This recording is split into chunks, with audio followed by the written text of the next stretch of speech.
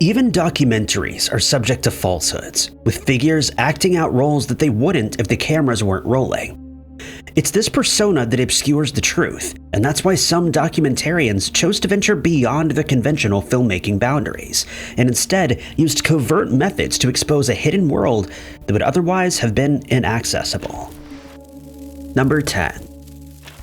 Homelessness has been an annually growing issue that was first documented in America in the 1640s, where the wandering poor and vagrants made the lexicon. In the 1830s, these terms would be exchanged for one that encapsulated a broader concept: homeless. In the 1870s, homelessness was recognized as a national issue for the first time, and in the 1970s, the homelessness crisis was declared. In 1990, the U.S. Census Bureau undertook the first effort to count the number of destitute in the population. And for the first time in all these years, the government acknowledged the problem. The general public and rising activists were already aware of the troubles, with many seeking to change the outcome of these individuals' lives. In the year 2000, Mark Singer would be one such activist who felt it necessary to shed light on the ongoing homeless crisis. The documentarian found himself lingering in the shadows of the Freedom Tunnel, an Amtrak train tunnel in New York during the 90s, where he chronicled the livelihood of the destitute who were forced to reside there with no alternative options. The black and white, 1 hour-long documentary was titled Dark Days and offered a glimpse into the intimate life of residents who created whole societies within these tunnels. The tunnels stretched 50 blocks with no daylight penetrating the iron gratings in the ceiling. At night, nothing was visible. Singer realized that in order to document this clandestine life, he would need to do some frowned-upon things, one of which was to take necessary items from construction sites and haul them back to the tunnels under the cover of the night. His crew also sat around a former electrician-turned-tunnel dweller as he spliced their cabling. Though sparks flew everywhere, the man didn't flinch because he had to tap into the city's power. The film highlights the struggles they faced on a daily basis and the harsh environment they were left to navigate. Dark Days serves as a striking, thought-provoking portrait of homelessness, which ventures beyond the pale with its unvarnished depiction of plight. The documentary and Singer's infiltration of the community, though, were not done with legal conventional means. In order to create enough lighting to film the tunnel living, he established illegal power connections. Singer and his newfound friends were also trespassing on railroad property. He and his crew built dollies that ran the active train tracks, and they didn't have the necessary permits that would allow them to do this. The legality of the operation came to a head when Amtrak began a rerouting project, only to discover 100 people living within. The community and Singer were subsequently evicted. Several years later, the Dark Days film was ready, and in 2000, it was released to the public. But instead of being met with precaution, the film served as a catalyst for social change, mostly in terms of awareness. The documentary ends with one of the plywood blanketed structures coming into view. It was then suggested that the Coalition for the Homeless managed to secure 40 vouchers for the 100 plus or minus people living in the tunnels. The final scenes revealed the discussions by some of those who were left displaced again, discussing their dreams in their new government-provided apartments and their future business plans. Number 9. Before journalist David Farrier released his career-making documentary Tickled in 2016, the rest of the world had no knowledge of the disturbing, clandestine community obsessed with the seemingly simple act of tickling. At first glance, it appears that the whole premise is based upon a legitimate endurance sport. The tickling game was advertised mostly to men, often athletes or military personnel who needed some quick money. Farrier's hidden cameras and secret journalism, though, would expose the Jane O'Brien media-backed sport was something more and something worse. The Tickled documentary starts off lighthearted, but as Farrier delves deeper into the strange tickling subculture, he discovers a world that is exploitive and coercive in nature. Instead, the so-called sport takes on more of an endurance fetish and abusive scenario. On his quest to find quirky and odd stories as a television reporter, Farrier encounters the strange tickling video online, touted as endurance tickling, promoted as a sport for young athletic men who are restrained and tickled by one another. Entertained by the concept, he begins to research the story and requests an interview with the video's producer. But he's met with a volatile response, which led him to partner with Dylan Reeve, a television producer, in order to dissect the behind-the-scenes of this mysterious tickling world. The two made several blog posts regarding the unfolding story, but were met with legal threats from Jane O'Brien Media. The interaction between the documentarians and the legal representatives is initially cordial, but things take a rapid turn when one of the representatives realizes that the exchange is being recorded. The superficial, friendly tactic switches to outright bullying as they attempt to force the journalists to abandon the project.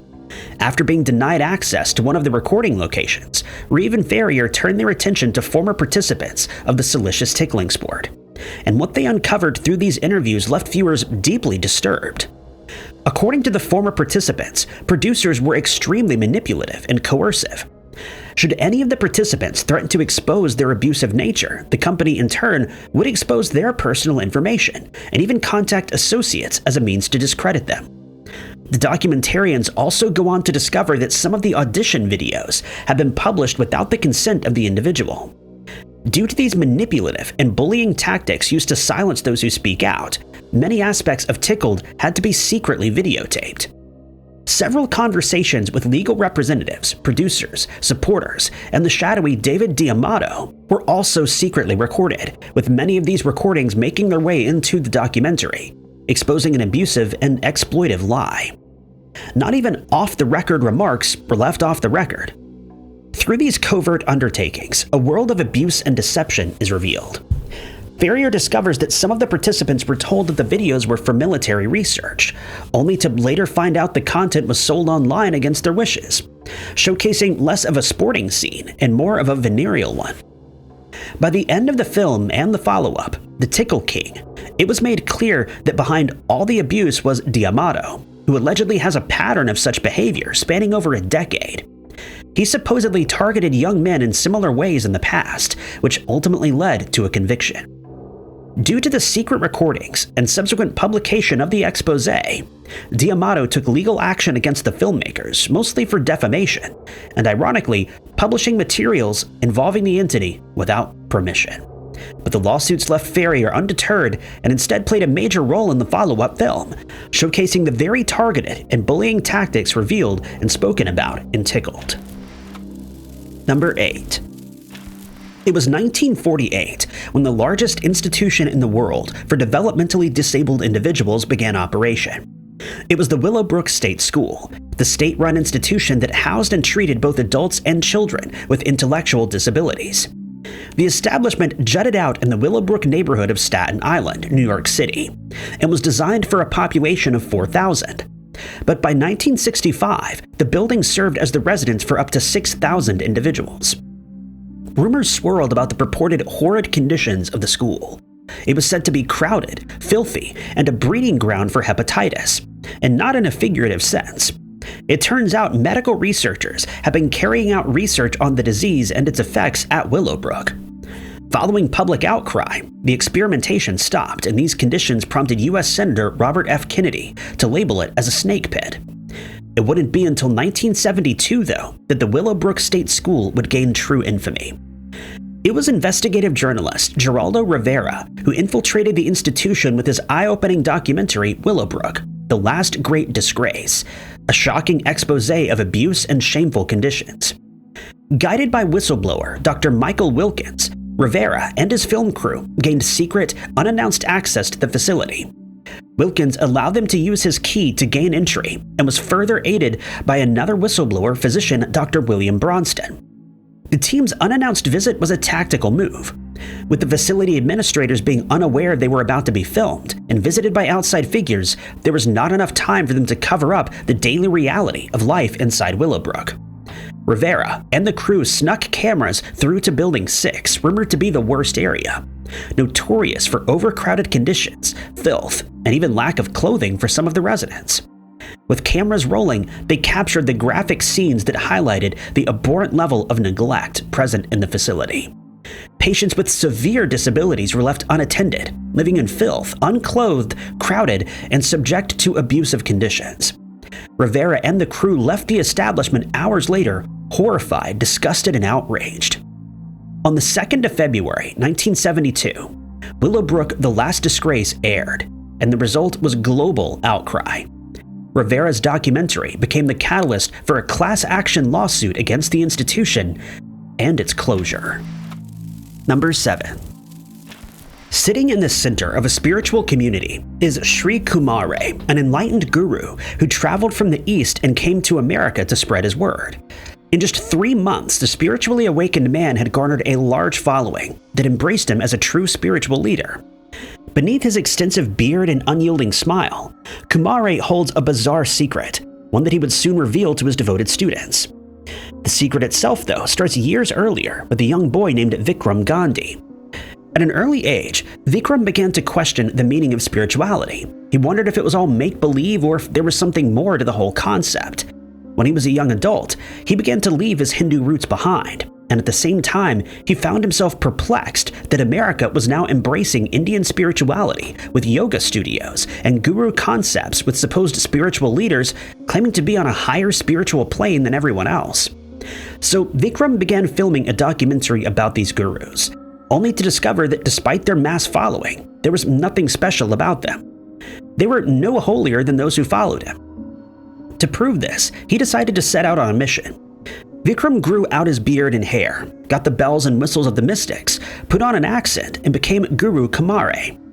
Armed with the camera, he set off from Phoenix, Arizona, armed with 2 disciples, yoga teacher Kristen and event booker Purva. His goal was to determine if spiritual authenticity is nothing more than a self-made illusion. It didn't take long before people began to revere the undercover documentarian, who had his cameras rolling the whole time, for the way that he appeared and behaved. Kumaré, of course, lacked the teachings, but due to his false persona, that didn't really matter. Eventually, followers began to flock in and began asking to be blessed, and the guru made up his own blessing and began to deliver it. In the 2011 documentary that Vikram aptly named Kumaré, he describes that his blessing is imagined as a blue light in his head, which he shoots onto his followers when their heads are pressed against his. It didn't take long before people began to claim that they could feel the light that he described, a concept that he just completely made up. As more people begin to pile in and become devoted students, Kumaré realizes that it's not all fun and games after all. These followers placed serious faith in him, and if he isn't careful, the thin boundary may be crossed that evokes serious change in his followers' lives. For instance, one of his believers came to him for advice on whether or not she should leave her husband, but the undercover Vikram has no knowledge of what happens behind closed doors, so he can't definitively say yes or no. Either option could set the woman on a path of disaster beyond his control. Former addicts now looked to him as a role model, and even youth were beginning to follow in his footsteps. The question stood, would they feel this way if they knew that Kumaré was not truly a guru, but rather a simple man named Vikram? To curb a potential fallout, he devised a plan to center his teaching around a concept he already felt strongly about, that disciples don't actually need a guru. But before long, something truly strange began to happen. Kumaré began to feel that blue light too, and he formed deep attachments to his students. The covert documentary ends with Kumaré revealing himself as Vikram to his disciples, dissecting an entire belief system in one swift move, exposing the fallacy of the spiritual guru trend, a lie that can significantly alter the lives of thousands of people, including that of the imposter. The followers were left shocked by the revelation, but the experience nonetheless brought positive change to many of their lives. Despite it all being built upon a lie, as Kumaré, Vikram really did form a connection to his believers, and he really did begin to feel that blue light. It was then that he realized why gurus often never expose their true selves. Number 6. It's the 2016 documentary called Holy Hell that is composed of the most secretly filmed footage, 22 years worth to be exact. Dr. Will Allen documented every moment he spent in the California-based Buddhafield cult, which spanned over 2 decades. Initially, Allen acted as a videographer for the group, filming what he believed was a spiritual journey. Instead, much like Vikram Gandhi, who would uncover a world of lies and fallacy, but would also unearth abuse and controlling behavior. At the center of the documentary was the eerie figure known as Jamie Gomez. who's known by many names due to a growing sense of paranoia, including the most used alias, Mitchell Rostand. But most of his followers refer to him as Teacher. Under a pseudonym, Allen continued to record the ongoings of the Buddhafield cult, not as the official videographer, but as a spy who would be exposing a haunting community led by a charlatan. At first, Holy Hell comes off as a bit cheesy, simply the ramblings of the yuppie spirit of the 80s, but as it continues, it disperses into a disturbing narrative. The cult members are showcased as intelligent and well-adjusted, which is often viewed as out of the ordinary in cases such as these. They're not desperate for help, nor are they gullible, yet they fell under the intense control of a narcissistic guru personality. Personalities like Mitchell's encourage even the slightest bit of insecurity and emotional needs, forcing people to latch on to what feeds these entities. Those insecurities manifest in a climate of secrecy, as they did in the Buddhafield cult. That need for privacy also allowed Mitchell to forbid his users from talking to one another about their own lives. This made him feel as though he was their source of mental, spiritual, and emotional health. To leave, the narrative went, was to invite spiritual demise. Allen captured the worst atrocities present in the cult, enacted by Mitchell, who banned his followers from having children or any carnal relations. Although he banned such relations, the teacher often coerced young men into undertakings with him. And because they were not permitted to speak to one another, none of the members knew that they were all being abused and exploited. Allen also documented medical procedures such as plastic surgery and implants being performed on followers after Mitchell pressured them into it. These surgeries acted as test runs for the leader to see how it looked before having the same procedures himself. Holy Hell explores the isolation that the members of the cult endured. They were ordered to cut ties with family and were restricted from accessing outside information, including radio, television, and books. This rule ensured that his teachings were the only influence over his followers. A lot of the reason behind the members sticking around was purely fear-based. They were convinced by the guru that they were only safe from disease and harm if they remained in the cult, under his protection. After Allen left the cult, with only a few hours worth of footage that he was allowed to keep, he spent 4 years putting it all together. The secret films were put together with present-day interviews with former cult members who managed to escape, and in 2016, Holy Hell was released, revealing the abuses present within the communities, serving as an expose on the Buddhafield movement and its leader. Number 5. Described as a fly-on-the-wall documentary, the Life of Crime trilogy follows 4 criminals in Newark, New Jersey, over 36 years. Filmmaker John Alpert documents their lives through covert footage, showing shoplifting, narcotics use, work, family, prison, and parole. The trilogy began with 1 Year in a Life of Crime in 1989, continued with Life of Crime 2 in 1998, and concluded with Life of Crime in 2021, which covers the years of 1984 to 2020.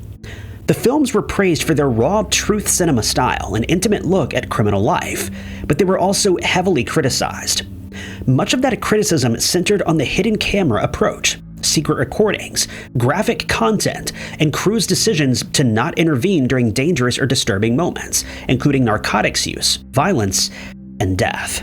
The first film opens with Rob Steffi and Mike McGrath preparing to shoplift from a local store. Hidden cameras follow them as they attempt to steal bed sheets. Later, Freddy Rodriguez is released from prison after a controlled substance conviction. He soon joins Rob in stealing $170 worth of silverware. By the end of May 1984, Rob and Mike were shoplifting up to $400 worth of items per day. That July, Fred was arrested for grand larceny and vehicular homicide, but by using an alias, he was able to walk free. A local mechanic named Sid appears throughout the documentary, urging Fred and Rob to turn their lives around. As the film continues, the crimes and consequences become more serious. Rob's daughter risks being taken by welfare. Fred's wife and child leave him because of his drug use, and hidden cameras capture Mike becoming physically violent with his pregnant wife. In Life of Crime 2, the documentary catches up with Rob and Freddy 5 years later, with both men in jail. The film also introduces Delirious, one of Rob's ex-girlfriends, who has 3 children and is heavily addicted to narcotics. After Rob works briefly as a night watchman, he rekindles his relationship with Dolores, which pulls him back into substance use. Freddy is later released from jail, relapses, and eventually tests positive for HIV. In another troubling scene, Dolores leaves her children on the street to meet Rob. The final installment recaps the earlier films before jumping to the year 2000. Freddy is in prison, Rob is serving time at Southwood State Prison, and Dolores is in county jail. Later, all three are released. Rob works at Eckerd's Pharmacy. Dolores stays clean for several months, and Freddy reconnects with his children while staying in a hotel arranged through parole. But Freddy eventually relapses. 3 years after turning himself in, he passes away. Rob passes away in 2002. By July of 2020, Dolores has been sober for more than 13 years, but lockdown caused her to fall back into old habits. Ultimately, Life of Crime offers no happy endings for the people it follows. Instead, it documents the brutal cycle of addiction, street crime, incarceration, and relapse in New Jersey, while raising difficult questions about exploitation, observation, and intervention. Number 4.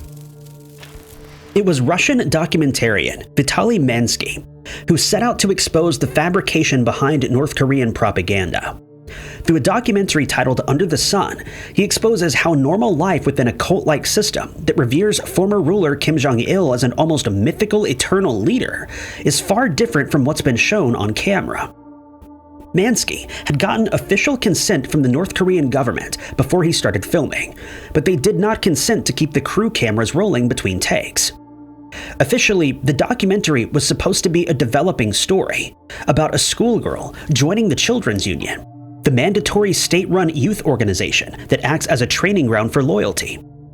The footage covered in this film spans over a year, capturing the preparation for the Day of the Shining Star, which is Kim Jong-il's birthday. The filmmakers of the documentary allowed government handlers to direct the scenes, and by direct, they mean fabricate. By leaving the cameras rolling between takes, Mansky uncovers rehearsals and artificiality. These unofficial takes exposed the intentional construction of the ideal family, with officials telling Koreans what to say, how to sit, and when to smile. Scripts are pre-written, and locations are pre-chosen by the representatives of the government. For the propaganda-filled documentary, the entire family life of the schoolgirl, Zin-Mi, is fabricated. Both parents, for example, are shown to be labor workers in factories, but they don't actually work there. The father is really a print journalist, a job that places him in the same position as the propaganda agency that served as chaperones on the set. Filmmakers were required to submit memory cards each day, and the government representatives would decide what was allowed, what was censored, and what got deleted. Little did they know that aside from the secretly recorded footage, the crew also made backups of every single second they recorded, retaining the moments that could unravel an entire system. Then, suddenly, North Korean authorities decided to cancel the entire project before the documentary was completed. Because of this, Mansky felt that all the footage for the film was free to use. The documentary strayed from the original beauty of Korea, delving into an unreal expose of what life was really like. The film is littered with the omnipresent depictions of Kim Jong-un and his predecessors, on par with Jesus in medieval churches. When Mansky finally had all the snippets together, Under the Sun was released in 2015, and although it served as an eye-opener for the rest of the world, it was a row-stirrer for affiliates of North Korea and Russia. Due to Mansky, a Russian-born man, being involved in the project that dissected an entire governmental system, Moscow opted to distance itself from them. The Russian Minister of Culture even directly criticized the filmmakers for the exposure. But Under the Sun still served its purpose, demonstrating how easy it is for the state to manipulate its people. Number 3. The 2018 documentary Dominion is one that's too intense for most, but it highlights the truth about the animal agriculture industry, showcasing the dark underbelly that consumers never see.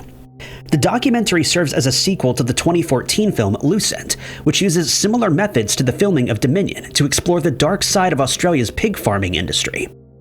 Both films highlight how day-to-day cruelty is widely accepted in the industry as normal and standard practice.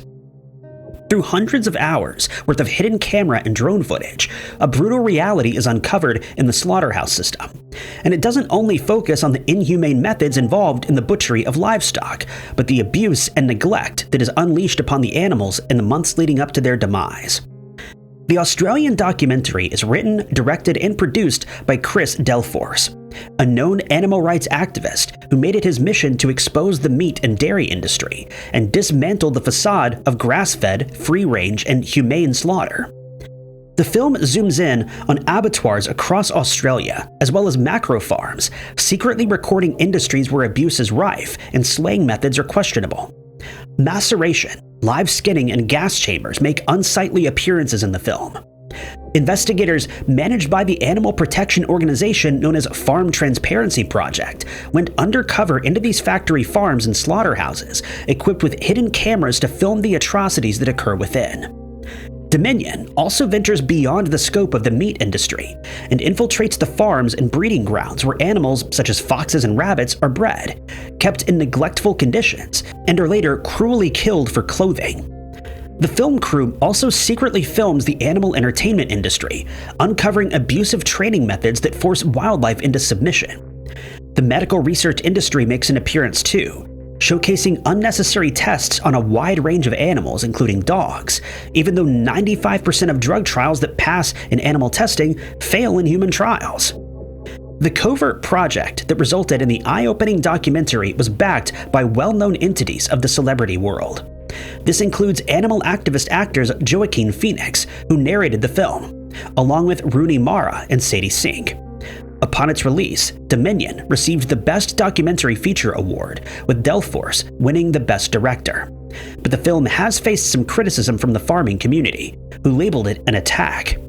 In reality, Dominion is an exposé. Truth cinema. Number 2. It was director Talal Delki who spent 2 years in Syria under the guise of a war photographer to bring us the overwhelming 2017 documentary of Fathers and Sons, filmed secretly by concealing the true purpose behind his documentary. The chilling documentary follows the lives of a jihadist father, Abu, raising his young sons, Osama and Ayman, through footage that captures their transitions from childhood innocence to radicalization. Derki presented himself to the family as a sympathizer and photographer in order to gain intimate access to their lives. The entire documentary rode on the life of the director, who risked it all to document the indoctrination and capture the life behind closed doors in a radicalized environment. Abu, he discovered, is one of the founders of Al-Nusra, a rebel organization in Syria. When not firing upon his foes, this central figure is diffusing landmines to harvest their material in order to sell explosive makers. Back at home, his children are encouraged to meet the same level of violence, with jolting scenes and unexpected homicidal encouragement. As the documentary continues, something truly disturbing comes into focus. Abu's descendants are not the only ones growing up this way. During the production, Derki bore witness to hundreds of youngsters in the street, equipped with their own weapons, barely able to hold them up. Later, both Abu's sons return to school, but Osama longs to please his father and follows the path his predecessor chose. But the boy was ill-suited for this life, weaker than the rest of his brothers. Derki noted that if he grew up outside of a war-torn country, Osama would be an artist, not a fighter. Of Fathers and Sons is a deeply psychologically impactful film of unremitting violence that penetrates the disavowal of those outside looking in, and demands that the unrelenting violence be acknowledged, because now the insurgency is robbing people of their childhood. Following the release of the covertly filmed documentary, Derki explained that he felt compelled to make it despite the risk. The uprisings of these organizations in his homeland were quick and forced him to stop and consider how it all happened. To answer the question, he filmed the process. Since he had access to the country and as a filmmaker, Derki accepted the challenge. Number 1. In 2014, The Look of Silence was nominated as the year's most disturbing documentary that follows the life of Adi Rukin, a middle-aged Indonesian optometrist, as he confronts the orchestrators of his brother's passing. Adi's whole life was shaped by an unrelenting sense of grief in the household, following the Indonesian communist purge of 1965 to 1966 that robbed him of ever knowing his brother. The documentary was directed by Joshua Oppenheimer, with the goal of breaking the 50-year-long silence and fear surrounding the Indonesian massacre. Oppenheimer's documentary reveals the ongoing impact that this event had on the victims' families and recenters them after decades of having the entire incident consigned to the corners of history. The filmmakers sought to push for a reckoning, insisting that someone take responsibility. But enforcing this effort was dangerous, and in order to carry out such activism, the crew would need to take the necessary precautions. In an effort to protect themselves from potential Indonesian military retaliation, those involved in the process were left anonymous. Only Oppenheimer was named in the credits, ensuring the safety of the crew. While most of the individuals knew that they were being filmed for a documentary regarding the massacre, there was a great level of secrecy surrounding the production of The Look of Silence. Adi and the filmmakers ultimately risked their lives just to get a chance to speak with a handful of those responsible for his brother's demise. Many of these figures, including his own uncle, hold local power, making it a particularly risky move. The Look of Silence acts as a sequel to one of Oppenheimer's earlier documentaries that revolved around the psychology of those involved in the mass slaughter event. Adi had re-watched some of the parts of this documentary to prepare himself for a most disturbing confrontation. He comes uncomfortably close to his brother's slayers through eye exams. The optometrist questions their brutal actions while conducting these tests on them, insisting that they acknowledge what they did. Adi not only uses the eye exam as a tool to gain entry to the men's lives, but as a metaphor to make them look at themselves in the mirror, leading to tense exchanges and dangerous confrontations. The Look of Silence allowed the Rukun family to get some level of closure, allowing them to finally confront these men and scold them for their behavior. The film, though risky, was necessary to unveil the truth. The sadistic and meticulous nature of slayings in which millions lost their lives. Thank you guys so much for watching. If you liked this video, be sure to hit that like button. Also, don't forget to subscribe and click that notification bell to keep up to date with all of our future uploads. But my name is Ty Knotts, and I'll catch you guys in the next one.